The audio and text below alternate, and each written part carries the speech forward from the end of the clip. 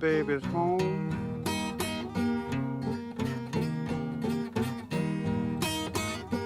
Cairo, Cairo is my baby's home.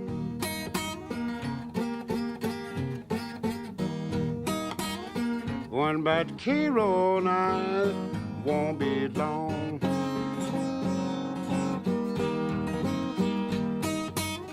Women in Cairo, they will treat you kind and sweet.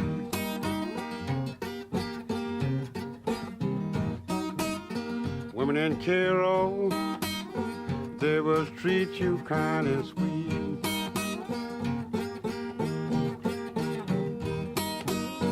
Catch you around and take you off your feet.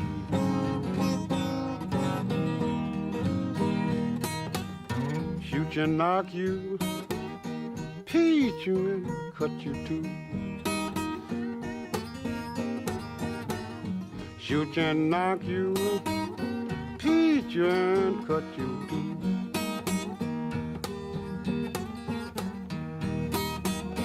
They get through the graveyard, then for you.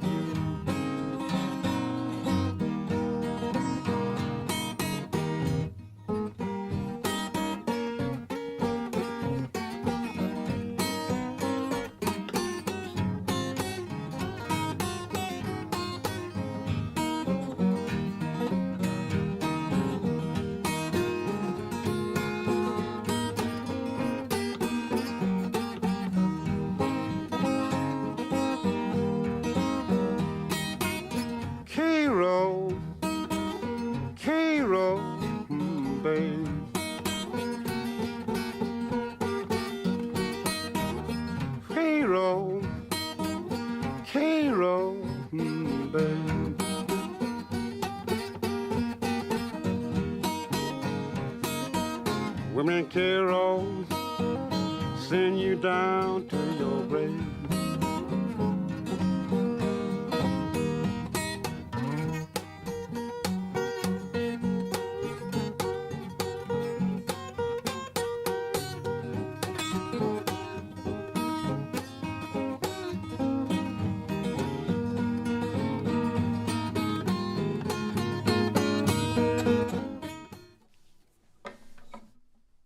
Ooh, this was not good. This was the wrong camera, man. All right. We're going right away to the next scene. Hello and welcome, everybody. And very special stream today. And we're going to have a great time. And we hope to see you all in a good mood even afterwards. Because we're going to be talking about some hard work, Tom and I. That's necessary for some things that we want to achieve. But before we bring in Tom as a special guest, I'd like to play you a little bit of a backup that we can start off with. Blues in E, standard tuning, just a regular shuffly blues. And because we're going to be talking about productivity, juggling, life, work, obligations, free time, music, and lots of stuff. I'd love to start off with a song called Wholesale Dealer, which is about an entrepreneur within blues. A song by Sonataire Brownie McGee.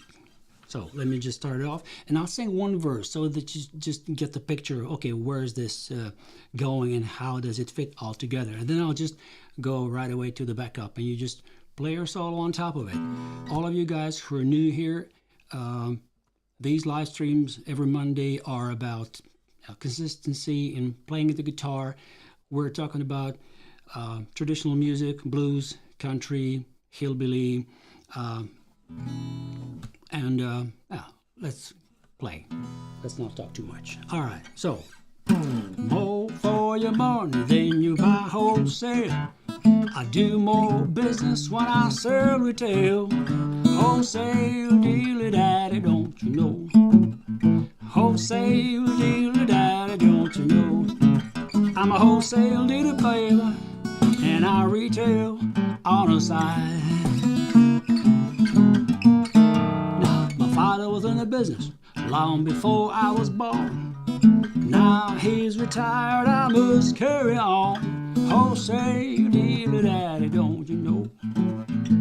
Wholesale dealer daddy, don't you know? I'm a wholesale dealer mail, but I retail on the side.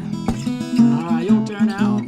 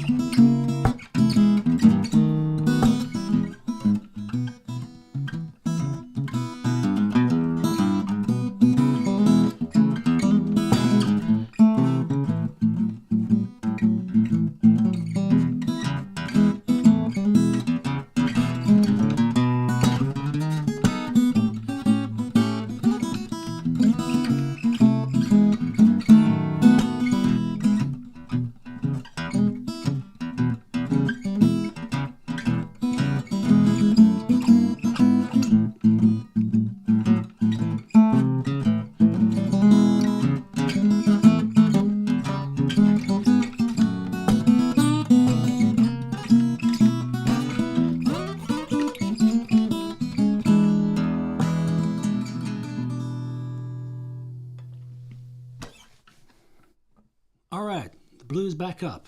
That was it. How's everybody doing?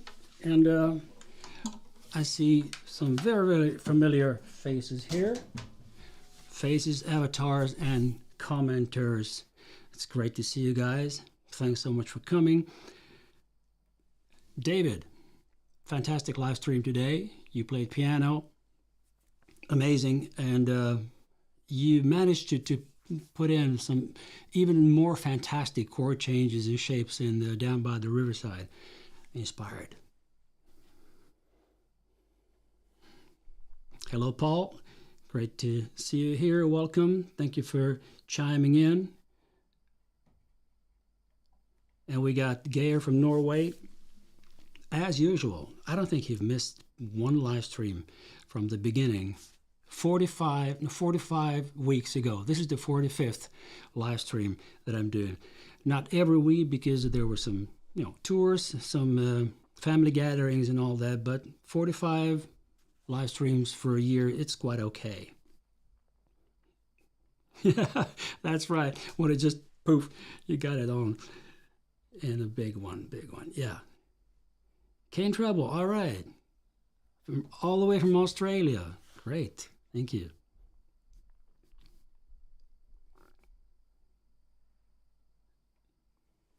Abby. Very nice to see you here. Abby is my blues colleague from the UK. She's an amazing guitar player and singer. She writes her own music as well. And she's one of those fantastic youngsters who came to the Blues Week program as a student, and now she's teaching. Fantastic. And it is Blue Monday and Blues Monday today. All right. Oh, man. I'm having stage fright. It's like, okay, I really want to make all this meaningful for all of you guys. And I'm bringing in the guest who is an amazing personality, a very, very nice human being, and a fantastic authority within audio and video on YouTube. So without further ado, let's just say hello to Mr. Tom Buck. Hello. Oh, I don't know who this guest you're talking about is, but I look forward to meeting him. He sounds great. Yeah, I'm a liar. Yeah. Thanks so much for taking Thanks the time, so much. Tom. Yeah, great. Yeah, of course. Happy 45th. Yeah, thank you. hope to continue throughout the whole 2023 and further on. We'll see. Yeah. But let's not talk about me. If you would describe yourself and your online presence, what you're doing, how would you do that? Like a elevator pitch. So yeah, my elevator pitch is I'm a lifelong audio video nerd. I was a high school digital media teacher for 11 years, and now I do YouTube full time, all about audio and video stuff. So helping to share what I know and what I'm excited about, and hopefully help people improve their skills with that stuff too, and just have fun with it, basically, because I find those things really exciting, and I found that if I can get other people excited about them, then they will want to start learning about it. I don't have to do that. I can just get them excited. They'll start asking questions and wanting to find things out, and then we can all have fun with it together, because it's crazy how good everything is now. Yeah, it actually is. But actually, you were describing exactly the reasons why I want to go online and why I want to do things, and why I started doing these live streams, to just start off and to see how it goes, and to see if I would maybe gather a following that would just follow me on this journey of sharing the knowledge. And one of the people here in the chat, David Hunt, is an example of that. It's just about he's calling his crew the MLB crew, Make Life Better crew. So when we have something to share, that there are no boundaries, just go out there and do it. And YouTube is a fantastic and very democratic platform.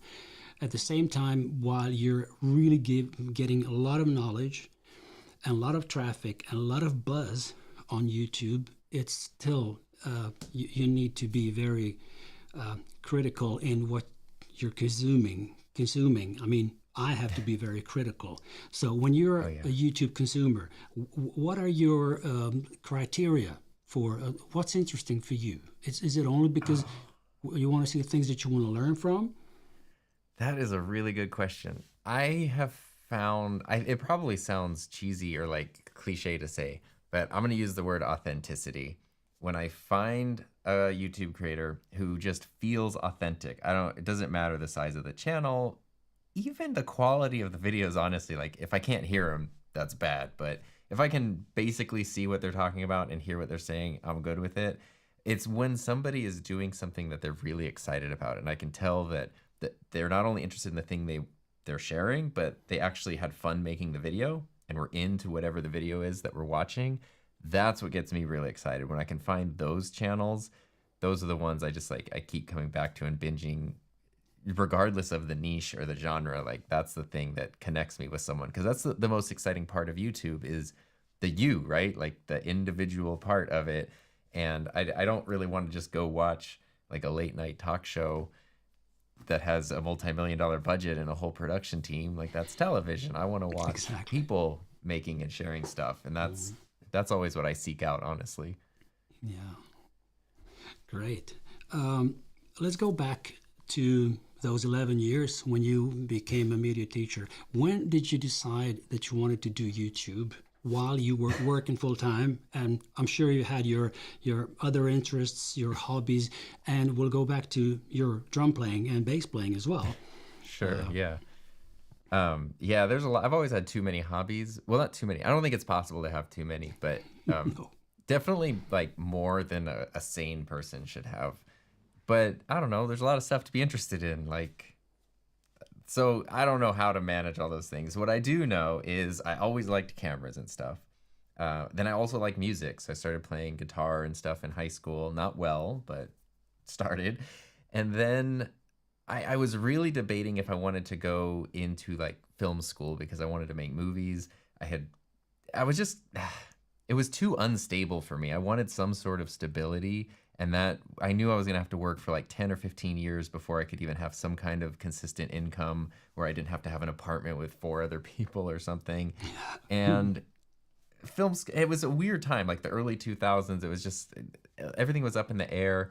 But I'd also been interested in teaching. I really liked English, so I went to school to become an English teacher, and that's what I started as. I did English and yearbook, and that was really fun because yearbook is a thing nobody wants to teach. no teacher. They will always give it to the new teacher because nobody wants to teach yearbook. But I did because it was cameras. It was a little bit of digital media, and I got to have fun with it. And then I did that for a year. And after the first year of doing that is when there was an opening for like a full digital media position. It was basically a teacher just bailed at the beginning of the year. The principal knew my background and my skills. It was just, do you want this job? And before I even knew what it was, I just said yes. So I moved and transitioned over there, and then did only that for 9 years. So I did like English and yearbook media stuff for 2 years, and then only digital media for 9, or math. That's the right math. English, not math. Yeah. And that's what I did. And that was amazing. But halfway through that, I was realizing I hadn't made anything myself. When I moved in full-time to digital media, it was like the reason I edit with Final Cut Pro is because that's what was installed on the computers when I walked in the classroom. I was like, oh crap, I got to learn this, because I had used Premiere 8 years ago or something, and like Avid at a TV station, which was awful. And my dogs agree. And Exactly. and so it was just kind of learning Final Cut on the fly, which meant a lot of YouTube tutorials. And that was also when DSLR cameras were able to shoot video really well. So I was like learning how to do those so I could show students all kinds of cool stuff and figuring it out. And that's when I started relying on these, like the early camera YouTube channels. Like, Caleb Pike was still there. He's still one of the best. He was then too. Him, like Dave Dugdale was a great one. Film Riot, like all of these like early YouTube creators who were just normal people who were interested in the stuff that I was trying to learn more about, and they were just good at sharing it. And it made me really think, wow, look what these guys are doing. It's so cool. I wish I could do that. And that was 5 years before I started my channel, because I was like, you can't just start a YouTube channel. Who could do that? Yeah. But after I've been teaching for a while, I got to the point where I was like, I haven't made anything. I've only made stuff for work. I've done, some kind of freelance stuff. I did a lot of like promotional stuff for school districts. Obviously, I was helping students with projects constantly, but none of that was my thing with like my voice and what I wanted to do. And that kind of scared me. And so I wanted to start a YouTube channel as a place where I could just make stuff for myself on my own with no other like outside pressures. There's no client or boss or anything. And that was why I started the YouTube channel, to answer your question from like 45 minutes ago. No. I like these kind of history channel kind of replies where you really see the whole picture. I mean, I saw you now while you were talking. I saw you standing in front of the kids and all that. And thanks to the footage that you did on your YouTube channel, and while you were running the couple's table live stream with your wife Heather, and you were talking about these things quite a lot. And sometimes you share the footage of how it looked at this school. And I mean, all that effort that you put down into preparing those rooms so that students can have a easiest possible way from the idea to maybe realizing something, filming, recording, and whatever. That was really amazing, because I just think that you transposed all that into YouTube when you're doing that. So now we come to the so my next question would be the consistency. One of the things that both myself and many other people I talk with, and now we're talking music. Maybe we're talking business, but I think this relates to everything. How did you stay consistent posting one video a week between 2017 and now, and even during the transition from being a full-time employee to being a freelancer? So how did you maintain the consistency?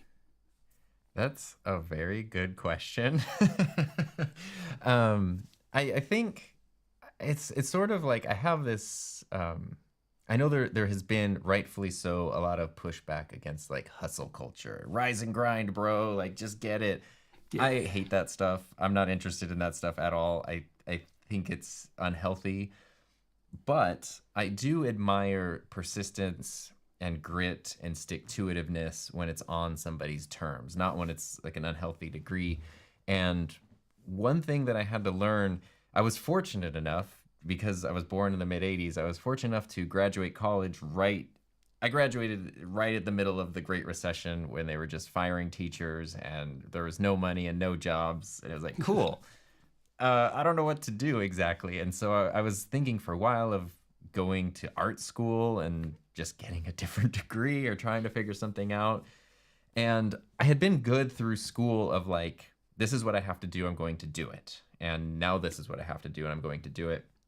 And I remember finishing that and not having like the job that I thought I was going to be able to have at the end of it. And I was kind of making this decision, do I go into a totally different career field or do I start teaching?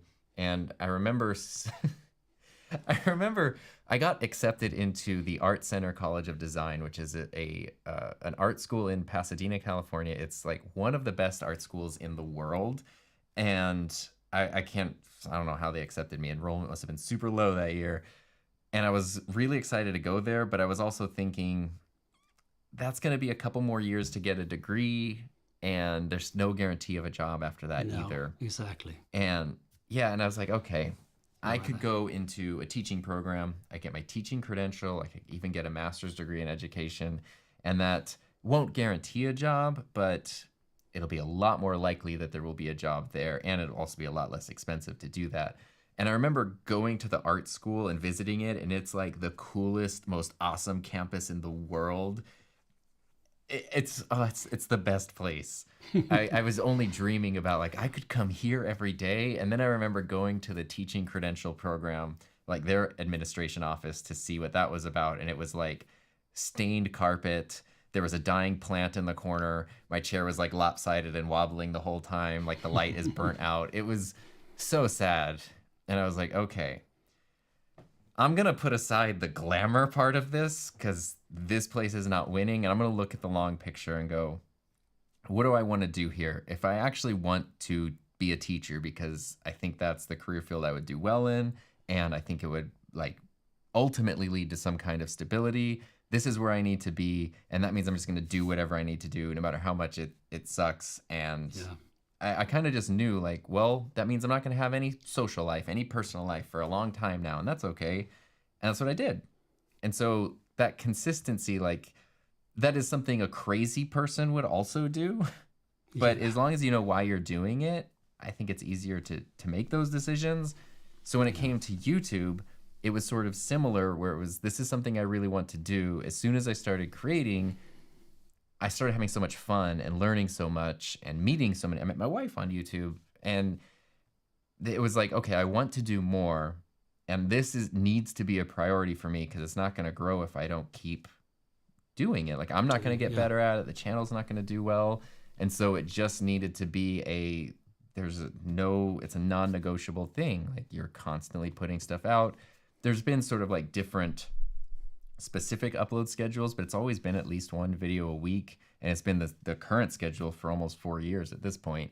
And it's just when you know why you're doing something, I think it's easier to push yourself to keep doing it and to be consistent with it. But if you don't know why you're doing something, or someone else just told you to do it, it's so hard to to push yourself over those humps when you're just like, I could just do something else instead. Yeah, it needs to be a decision, definitely. And when you said this, that, okay, I'm going to give up my social life in order to pursue this, I remembered John Mayer, the famous guitar player, who said that, man, everybody's kind of giving me kudos now that I'm fantastic and all that, but hey, where were you guys when I was in high school and just didn't get out from my room for like 6 years in a row? It was like I didn't do anything else. I was just playing the guitar. And that's not only these kind of 10,000 hours that you need to invest in something in order to become good at it. It's more of a that I believe that consistency is not only for just delivering stuff. It's also that you learn from each moment that you're doing stuff, and that's where the new ideas come. The only thing where you cannot maybe apply this rule is maybe songwriting. It does, okay, of course, ideas come if you're writing songs, and if you're I can do the instrumental part of that quite good. But when it comes to lyrics and all that, I'm not good at that. But I know some people who are musicians and they just kind of don't do anything for a couple of months, and then during one weekend, they just spit out like 3 new songs, and that's it. But when it comes to yeah, sorry, I didn't mean to interrupt. Go ahead. yeah, sure, hit it. Oh, yeah, I was gonna ask because you're talking about lyrics, since you can't sit down and go like, all right, hit song, here it is. No. Do you have a method when you're just, I don't know, you're walking down the street, you're going to bed at night, and suddenly like that inspiration hits, like how you can capture it to come back to later? Do you have a way of doing that? Well, I'm a wrong person to ask because, to be honest, I've never been able to really write songs. I did some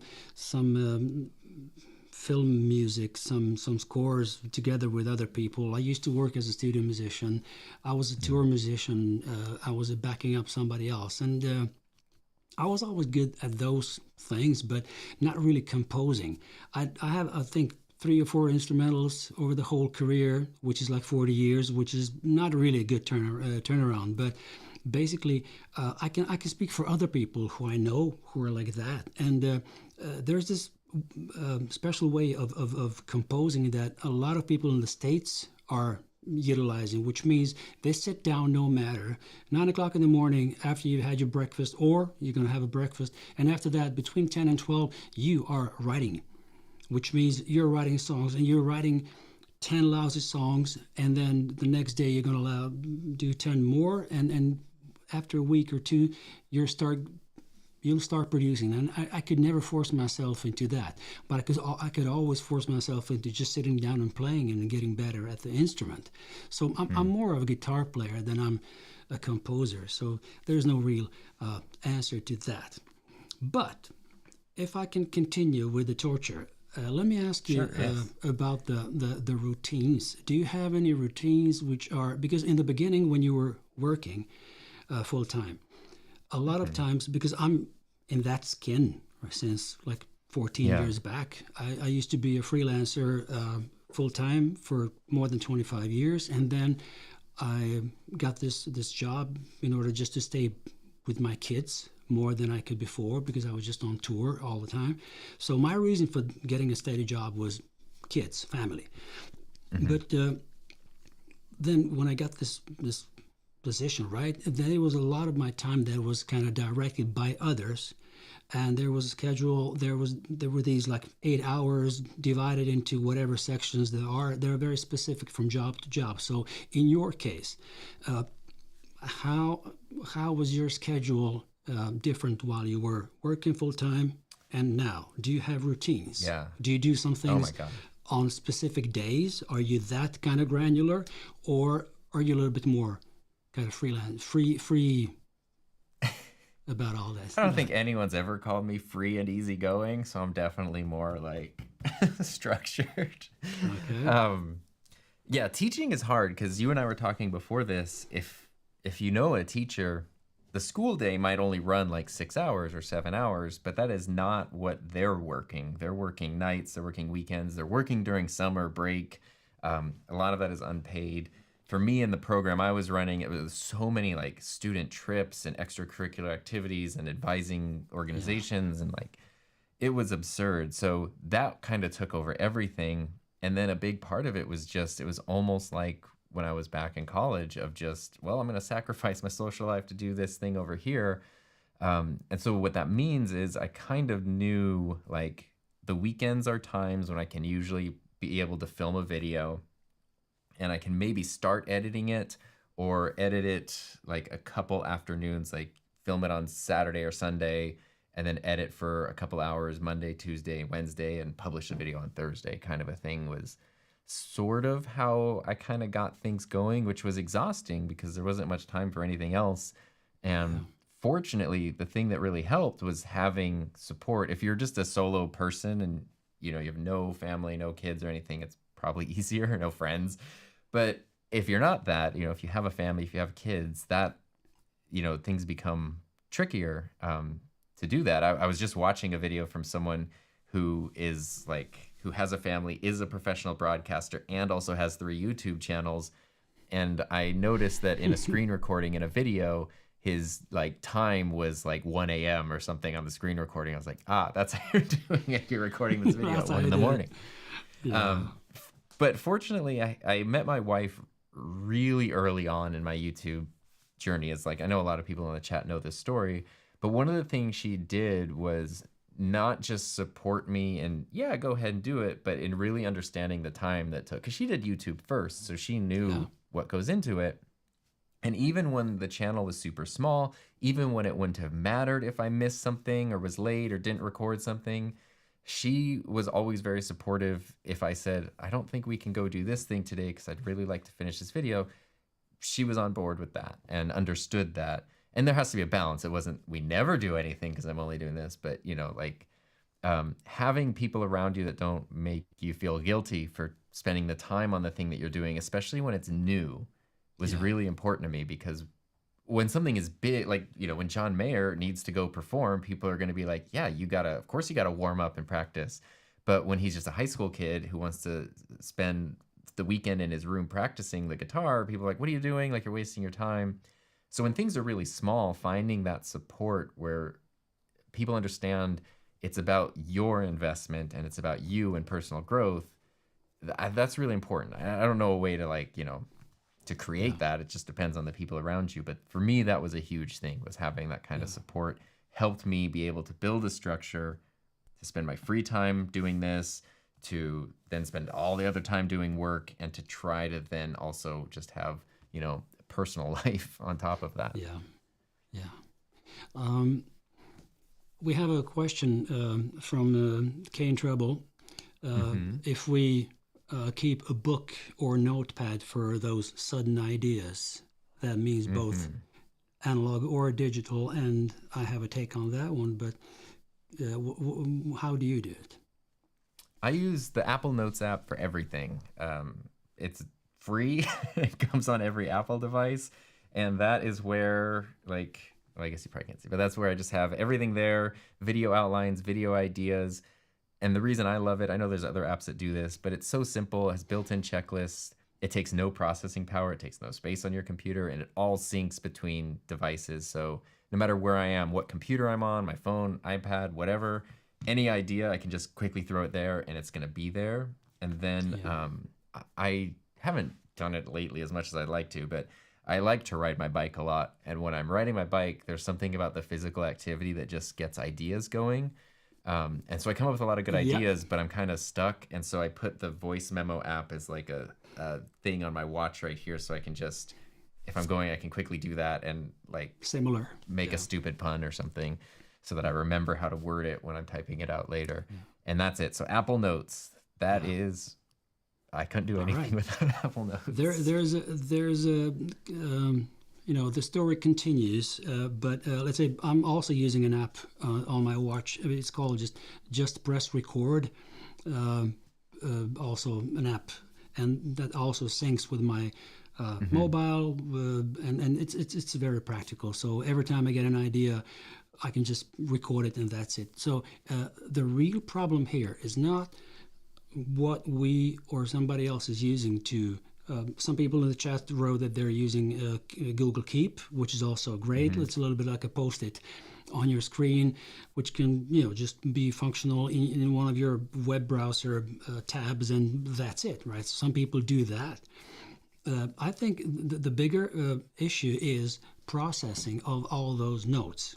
That's where my consistency falls apart when it comes to that, because I have zillions of ideas written down, and not before I started using Notion. Sorry for the shameless plug-in for Notion, and I spoke about Notion on my live stream a couple of times, and I showed how I kind of sort my ideas when it comes to music and business and stuff, and that was the only app that really talked to me in the way that I felt like, okay, this is visually pleasing, this is okay, easy to just put in information and process it, sort it, that's great. But I'm not speaking that everybody's has to use Notion or any digital app for that, but my goal is to see how to help people who ask me, because they ask me because they think I'm productive. I'm efficient because I'm doing several things and they are kind of obvious, they're official, they are online,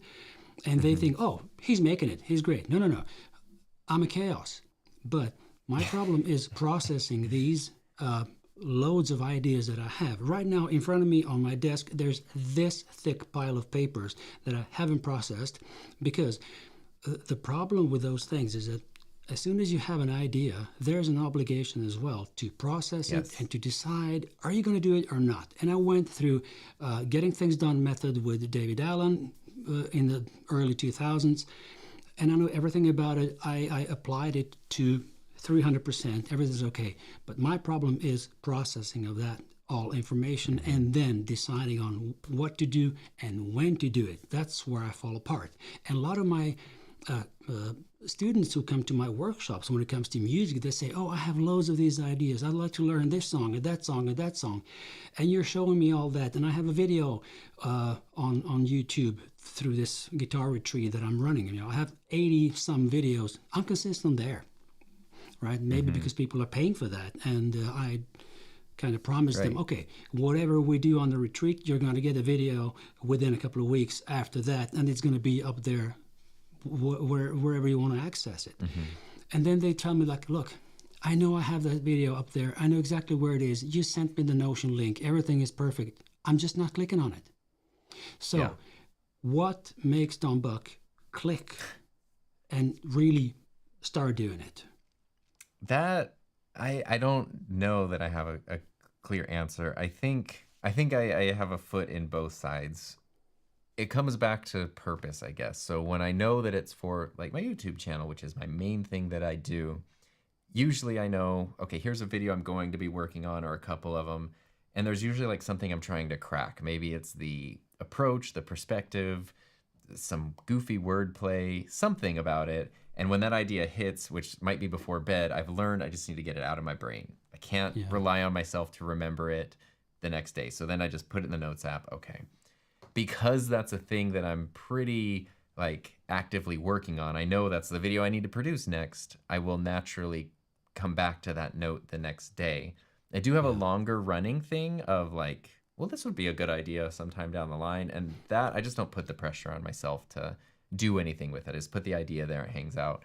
Where I do have the problem though is if I am, like you said, a student in something. So I can go to a class, I can take amazing notes, I can be interested in the information, and then when I get home, I don't know what to do with it. And I like to reorganize it, to re-access it, to reprocess it. I also just struggle with that. And I think... My God, he's human. He's human. All right. Yeah, no, very much. I just play to my strengths, don't worry, which there aren't many. But I think the difference would be the clear purpose. Like you have your video for your class, like you have students who paid and have been promised something. Very clear purpose to figure that out. If somebody's just saying, well, I'd like to do, here's an idea for something maybe I'll do one day, that's not really a clear purpose. If I know this is the intro for the video I need to record tomorrow, super clear purpose, I'm going to come back to that tomorrow. So exactly, that is kind of what it comes down to, I guess. Yeah, look what Abby wrote. I think it's much harder to do something for yourself than for someone else. I mean, it's nailed. Exactly. That's the thing. And I have to speak for people who have, in Swedish, it's called a combination of letters. There's a wonderful expression, and which means ADHD of some kind, ADD, whatever. And let's say my problem and the problem of many other people is that we get very easily distracted. And the reason I acquired this structural approach to things, that I really need to put down everything on paper and then I'll process it later, is because I know that within the next 20 seconds I'm going to have another impression of something else, or something else is going to attract my attention, and that's it. So it's very easy to read those nice lines somewhere that says, is your attention matching your intention? It's like, okay, well, but we do come down to the purpose. I'm sure we've both listened to Doc Rock talking about this with purpose very much in his live streams, and just pumping it into people's heads like you have to define your purpose. Why are you doing this? Who is it for? Right? Does it fulfill you with joy and whatever? I mean, we're talking about these things which are so important for me now. I'm sweating out of sheer joy because we're talking about it, and you can share some knowledge with people, and people in the chat are also writing great things. This inbox processing, Jonas Linders, it's a martial art. It really is, definitely. And then we got Kane Trouble as well. Oh man, I totally get the processing thing. My office sometimes looks like the crazy man with string across the room connecting pins. Man, you're great. All right, Podcast Meister. Oh, hello, dear sir. Hey. Hey, man. Brown Seamus said he was asked when he did the whole day. I added a note to my piece this morning, then in the afternoon I removed it.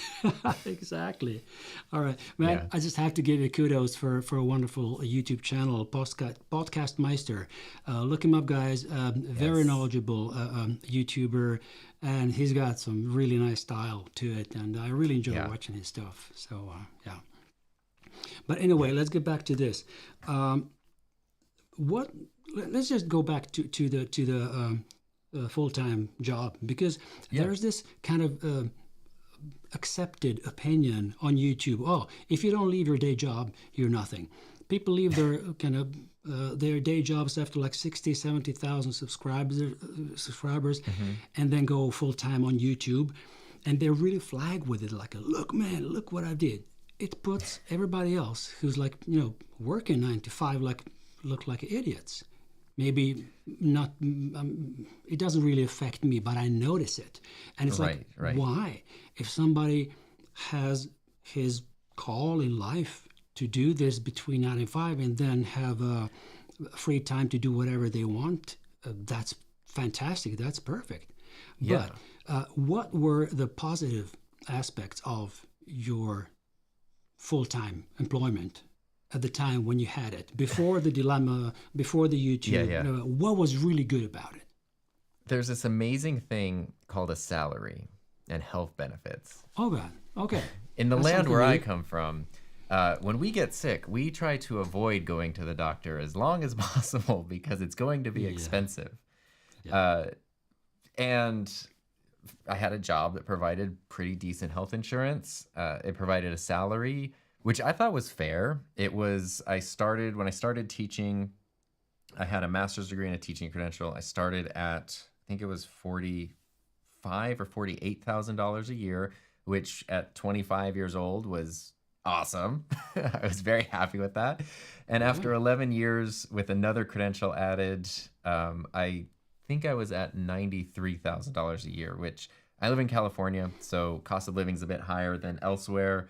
That's to me that was fair. I was cool with this, like that was fine.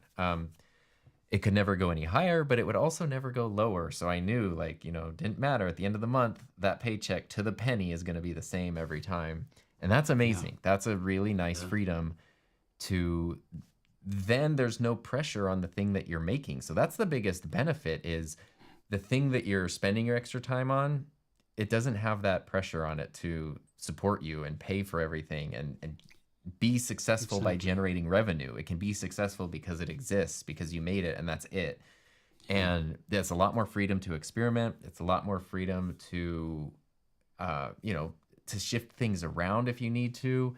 And that is a huge strength that you don't have as much when you're doing that full time. Like, you just, no matter what, you just don't have it. And that's why the other end of the point, from people like myself, I think I had 60-ish, less than 60,000 subscribers when I went full time. But I know people with 500,000 who do not want to go full time, even though they could. They don't want to. They like their job. They don't want to put that pressure on themselves. So it really is about, what works for you. But that's the thing the job gives you, is so much more creative freedom, because it is funding your creative outlet. And that word freedom is actually something that defines something that is basically that somebody's forcing you to do something for 8 hours a day, but still it gives you freedom for the rest of the time. Because, I mean, look, I made the other way around. I worked as a freelancer for 25 years, and worked really from, let's say, 3 months. Since I was quite good at, thinking about the expenses and everything. So I always had like a 3-month buffer, 4-month buffer. If anything happens, if I don't get a gig somewhere, if the artist that I'm supposed to back up on this tour gets sick or something happens, I need to make sure that I have the rent money and all that. So, but I still had this kind of sword on top of my, behind my neck, because what if? It was always like that for 25 years. And then when I got this, steady job, I just couldn't believe how liberating that was. It's like, oh God, every month this sum of money is coming to my account, no matter. But no matter means you still have to do great work, of course. Of course, yeah. But basically, if we divide a day, like 3 times 8 hours, 8 hours of sleep, whoever makes it, 8 hours of free time and 8 hours of working, and that's quite okay. But let's say if we don't have a steady job, if we don't have, if we are freelancers. So my next question to you, because you've changed your situation from steady job to being a freelancer. So let us know what replaced those 8 hours a day at your work in your freelancing time, when you had maybe 7-8 hours to sleep, but then the rest of the time was at your leisure, like, okay, what am I going to do with this? So what replaced the 8 hours of work? Yeah, sanity, honestly. Like, it's because at the end, and the reason, so I think this was a thing, like you said, if someone has their full-time job but they're happy with it, there should be no pressure to abandon it for something else. No. Like, do both. In my case, I did really like my job, but I knew, okay, I had like 20 more years to retirement. I don't know if I could do 20 more years of that. And then the pandemic hit, where, it really just sort of like put things into a different perspective. But if you like your job, there's no need to leave. For me, I did like my job, but I loved creating my own thing, which was also growing. And so I had these competing forces sucking up more and more time. And I knew that that was not sustainable. So it became clear that I like both these things, but I can't do both forever. I need to pick one. And the career, the traditional career, was much more stable. Definitely the thing, like, that would have made more sense to stick with, but it wasn't mine. Even though I was putting all the work into it, building the classes, building the programs, building the relationships, all of that stuff, all it would take is one legislative change, one administrative change, anything for it to just disappear and turn into something completely terrible. Yeah. And so to me, it started to feel like, I don't know that I want to put this much of myself into something that really is for somebody else, and I don't know if they're valuing it the way that they should. Whereas here's this other thing that is only mine. I would love to put all my energy into this thing. And that was really the deciding factor for me, was I can't keep doing both. Where do I want to put my energy? I wanted to put my energy into my own thing, not somebody else's thing. And that's what ultimately kind of made the decision. So then, but I still feel like I'm busy all the time. Like, I still am too busy. But there's definitely more time to be a person and, work on a house project and go to stuff with my wife and learn how to play the bass. And, there's more time for that kind of stuff, which is what I really wanted. And I think is also really important, things that are not connected to the day job, whatever it is. Yeah. All right. Great chat conversation here. That's what was meant with first breakfast, then compose, I guess. Yes, exactly. Yeah. And Abby wrote about the writing a song process. And a poem make it for someone else as a gift, but then I still have the song for me too. Yeah, that's also great, because I wrote my best instrumental, if I can say so, but basically it's a song that people always ask me to play live. And it's an instrumental called Love is Dreams, and Love is my wife, right? And she's, we've been together for 30 years, and there was a reason I wrote that song, and that came very easily. So I guess I need to fall in love again. No, she's not listening to this. Thank God. All right. Okay, let's see. Kane Treble. Another wisdom. For most of my life, I lived week to week, then month to month. Thankfully, the situation has changed, and I have only stability but a decent disposable income. It gives me creative freedom. That's it. And okay, there's a continuing to that. Ironically, now I usually don't have the time to express it. Yeah. Reminds us that it's our most precious resource, the time. Definitely. And I mean, I was fortunate enough to get a steady job at the nonprofit organization that works for the government. Basically, we're working with the funds, and it's called Census here in Sweden, and it's a very unique system of adult education that's outside the official school system. So it's not school, but we're providing platforms for people to get around mutual interests, whatever it may be. I'm working with a music division, but there are, arts, dancing, pottery. I mean, whatever you want to learn, a new skill of something, that's where what we're working with. And it's about sustainability, to make people sustainable by being able to express themselves. So it's a lot of my musicianship that comes into this work, and that's why I maybe transitioned so easily, because there's no friction of somebody making me sell a product. Yeah. Right? We're just providing knowledge and the possibilities for people to fulfill their needs. So from that standpoint, it's great to have a steady job like that. But at the same time, if anybody asks me, so choose videography for clients and gigging, or steady job and gigging, what would you do? It's like now I'm doing all three, but it's a struggle, right? So one of the reasons I wanted to talk to you about this is because I know you're a man of many interests, and now we're coming to the final question. It's like, what about the drums? And is this your bass guitar right next to you in the picture?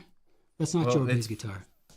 It's very close. The graphic here. Yeah, exactly. I appreciate it. It's blue. It looks like a P bass. Yeah, but it has I missed the nuance of the blue. Yeah. Yeah, I do the maple. This is a weird blue though. This is Miami blue, which is literally, I think, the most difficult color to photograph. It looks different in every picture, every video. Even online, you can't. If you try to buy it, you have to see it in person. It changes every time. So it's close enough. That's great. All right, but how often do you play? Every day. Yeah, definitely at least a little bit every day. Do you have scheduled times for when you're playing, or does it just come okay, I feel like playing a little bit now. I need to kind of free my brain, and I just want to relax a little bit and play? It's kind of that. It's usually in the evening. I did take an online course for bass, and that I was a little more structured with, every day pretty much. I would spend an hour in the evening doing it. But when I'm not doing something like that, it's sort of just whenever I feel like it. And it's typically the bass. That's the thing that I've just really fallen in love with. But if I feel like I need to move, or I'm feeling frustrated or something, then it's the drums, because they're so good for getting that. I'd love to have a drum set here behind me. Trust me, I'd love that. I had to move mine because there was no room for anything else in here. Yeah. The amount of broken toes I had from stubbing them on that thing. So it's in a different room, but it is still there. Yeah. But that was a reason I asked you, because sometimes when I talk to students, to people who are playing instrument as a hobby, and then maybe they come to some of my workshops, or we meet on the retreat, and then we really play a lot, 7-8 hours every day.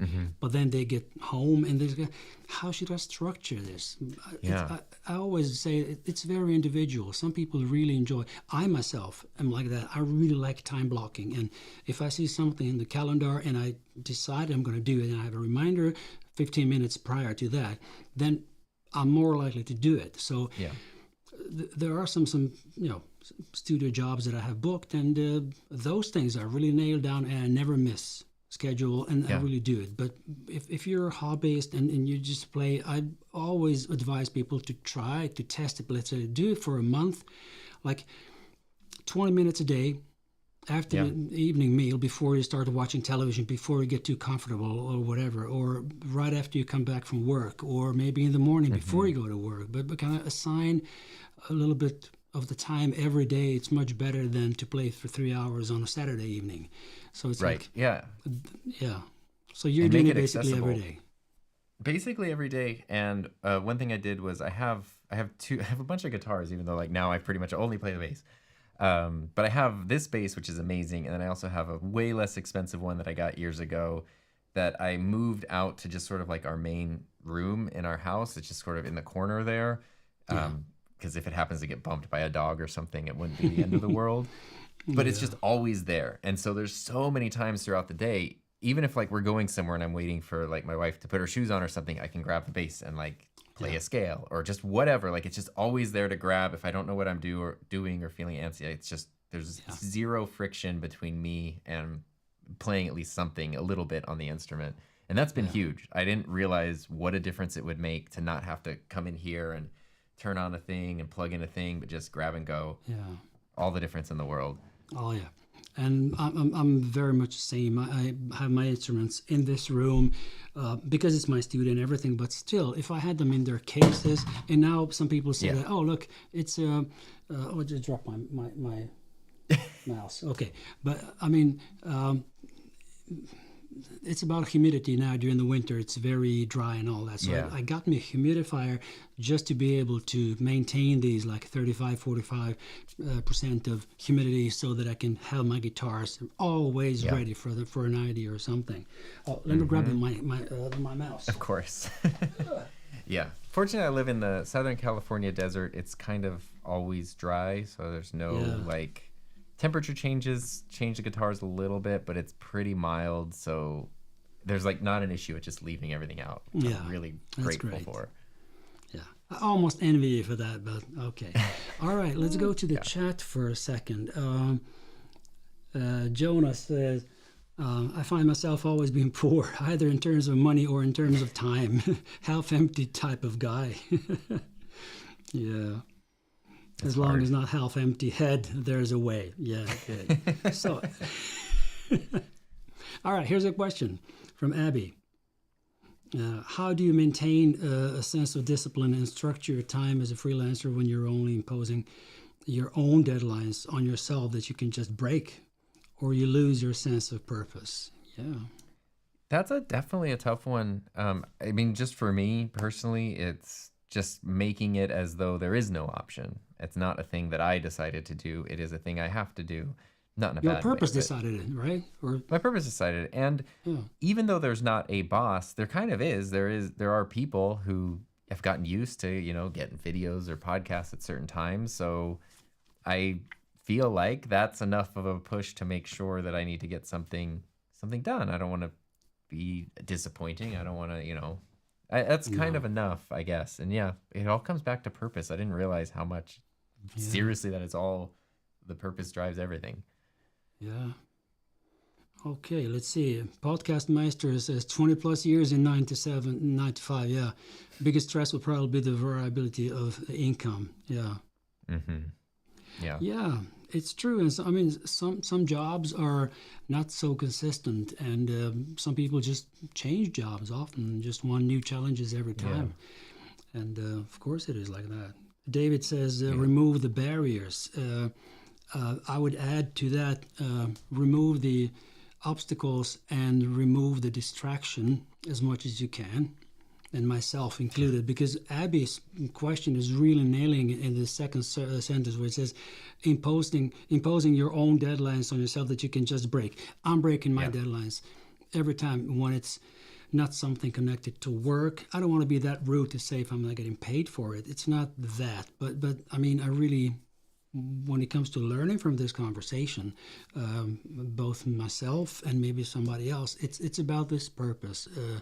I need to be more deliberate in defining the purpose of the things that I'm doing, right? Yeah.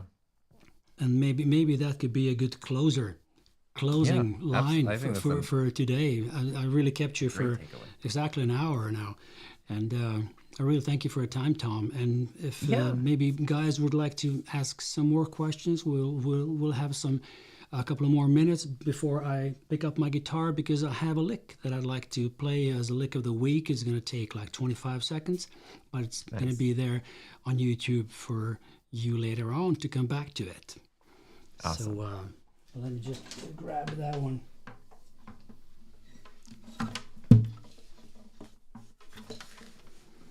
All right.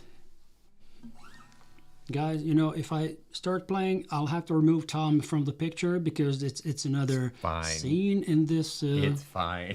Yeah. All right. So if there are no more questions, let's all just thank Tom so much Thanks for his having me. time and some great ideas. Oh, there's another question. Great. Abby's coming in because there's a little delay from when I say things until people can answer. And I really haven't got used to that yet. So Abby's asking, how do you shut up your inner critic? Oh, she's nailing it. Abby, stop. That's why I'm not posting any YouTube videos. That's inner critic. That's imposter syndrome. Tom, save us. I don't have a solution to that one. It's just powering. I don't think it's shutting it up. It's just powering through it, I guess. Yeah. Isn't it just doing it? Yeah, just doing it. Just prove it wrong, right? That's the way to do it. Yeah. Yeah. I think it was a great conversation, definitely. And Yeah. it's inner critic is something that troubles many people in whatever creative, but even in average life situations. I mean, what's better with being creative and not just living life and just, you know, having fun and doing your work and then, you know, just relaxing. But inner critics are there in many areas of life. And I think they're really, really ruin it for many people who are thinking about that too much, right? My kind of ADHD, that's not diagnosed, so I don't have a paper on that. But I mean, for me, it's easy to shut down the inner critic because the new distractions will come within 25 seconds, and I think of those then. And then it's like, I could easily just be the happiest guy in the world if I just react to everything that comes my way. And it's just enough to go to the first page on YouTube and you will see 10 videos you want to watch. That's it. So, Love it. Oh, there's another question. How to prevent yourself from just staying on YouTube too much and just consuming? I love consuming YouTube, so my problem is when I see someone else doing something cool, I want to do that. So I see a cool video, I want to go make a cool video. Like I see someone play an instrument, I want to go play an instrument. So I think that motivation is like, I always get an idea and then I just want to go do it. I don't know, but I love watching YouTube. I make no apologies for that. It's the best. That's great. That's great. All right. So here's Abby's statement there, and Jonas as well. Jonas is one of my retreaters, a trusty one, a wonderful person who is fun to party with. After all the lessons and everything we do, our evening jams are filled with joy. That's awesome. Great. So thanks everybody for coming. I'm going to play you this lick of the week. I'm just going to thank Tom so very, very much, and hope maybe we can do this later on, maybe within a year, to see, what did we do? Well, 1 year from that first, like a live stream. Thanks for having me. Thank you so much. All right. So I'll go to the lick of the week, and thank you, Tom, and I'll see you next time. All right. Bye-bye. All right, guys. So time for some little guitar playing. And if you remember last this is amazing. Last week, I showed you a turnaround by Mr. Brownie McGee, and that involved a diminished chord, which is usually used in kind of jazzy stuff, maybe swing, and basically not so often in the turnarounds. But I kind of dig that from deep inside of Brownie McGee's treasure box. So that turnaround was this.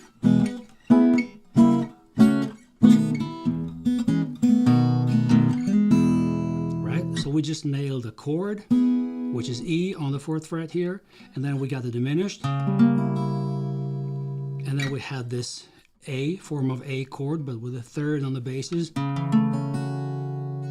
So the bare chord on the 4th strings here, and then the 4th fret on the 5th string.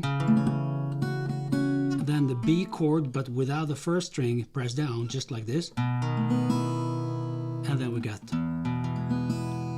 the chord. So the melody of this turnaround is all together.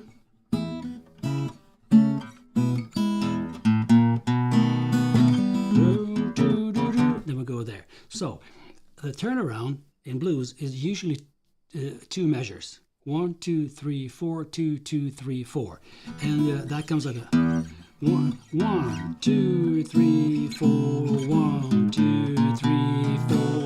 And then we go on with another round of the blues chorus.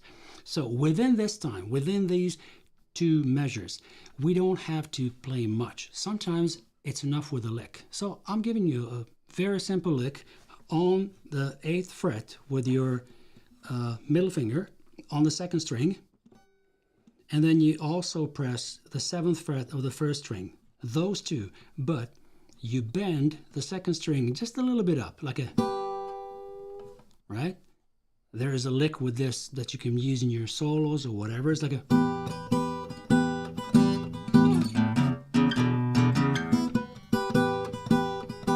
there's a moodier kind of form of this lick when you maybe do. It's a bit dissonant, it's a bit heavy, like, you know, Muddy Waters type of.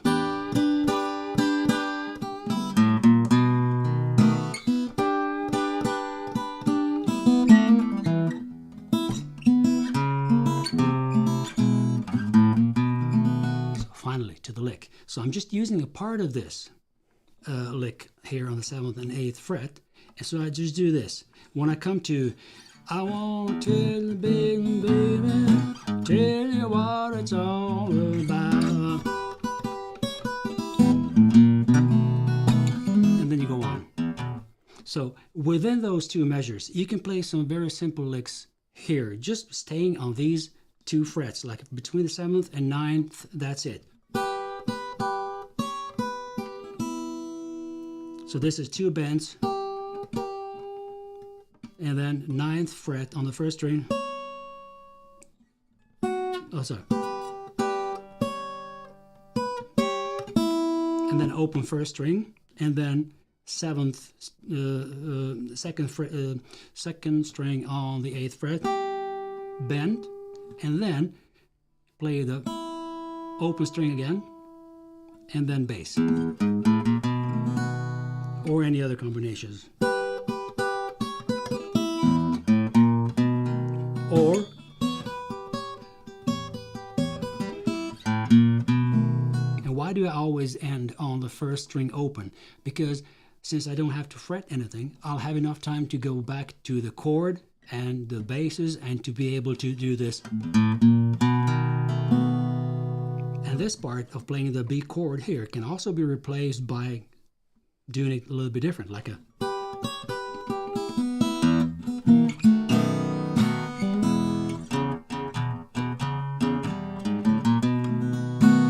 So let's finish off. The lick itself is this.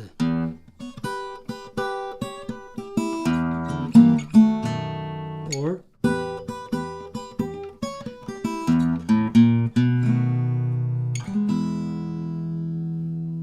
And I guess I'll leave you with that. That's the lick of the week that you can work on. It's going to be on YouTube forever. As long as there's YouTube, the lick is going to be there. And thanks so much for coming today, guys. It's been fun and fantastic to talk to Tom about all these crazy things. So I'll see you next week on January 23rd, and we're going to be continuing the series of how to make your solos more exciting. 2 weeks ago, we were talking about the chord shapes to reboot your chord shapes for the 2023. So now we're going to reboot your solos next week. So I'm going to give you some more tips that maybe are similar to these licks that I show you now, but kind of packed into the ideas for solos. Good. Thanks so much, guys, and I will see you next week.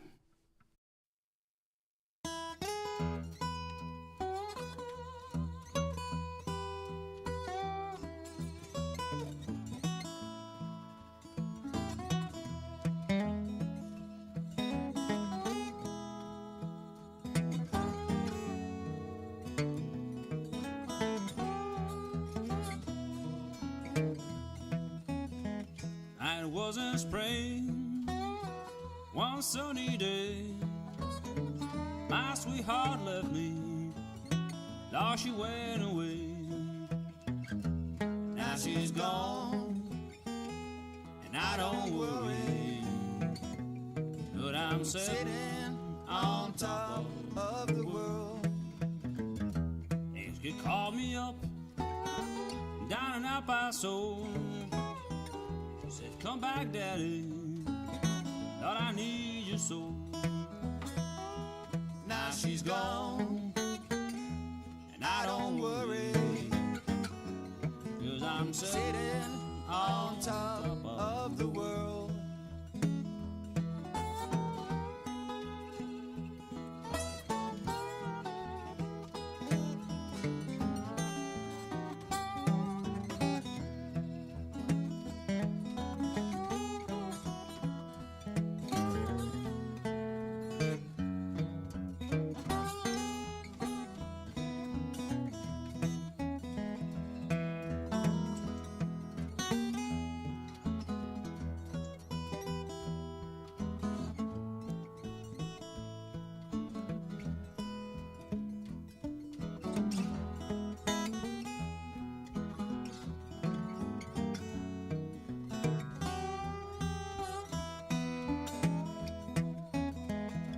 Don't like my peaches, don't you shake my tree.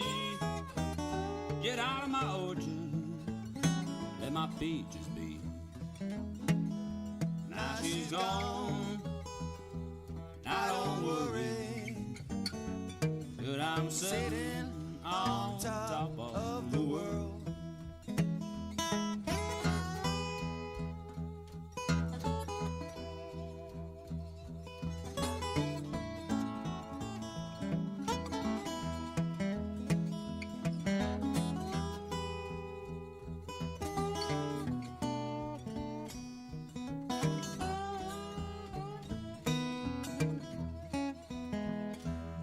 In spring, one sunny day, my sweetheart left me, now she went away.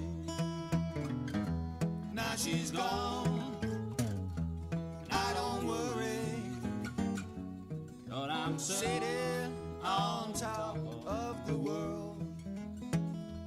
Now she's gone, I don't worry, but I'm sitting